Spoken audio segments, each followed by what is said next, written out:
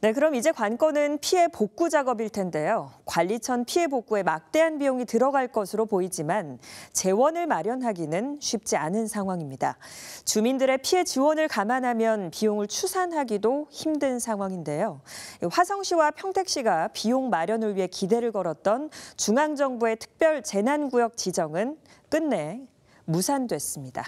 박희분 기자입니다.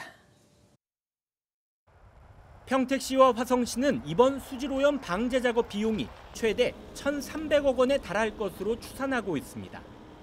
양 시는 막대한 비용을 충당하기 위해 사건 발생 이후 중앙정부에 특별 재난구역 선포를 건의했습니다. 재난지역으로 지정되면 복구비의 최대 80%까지 국비 지원을 받을 수 있기 때문입니다. 행정안전부에 평택시 청북읍과 오성면 지역을 특별 재난지역으로 선포해 줄 것을 건의한 상태입니다. 행정안전부는 지난 25일 각 지자체에 공문으로 답변을 보내왔습니다. 특별 재난지역 지정이 불가하다는 통보였습니다.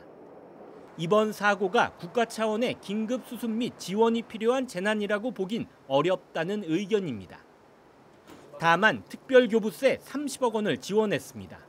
지자체 차원에서 수습이 가능할 것으로 판단된다라고 우선 공문을 보냈고 저희만 단독으로 판단한 건 아니고 환경부에서 수질이나 토양오염 관련된 전문가들하고 현장을 판단해보고 통보를 했고.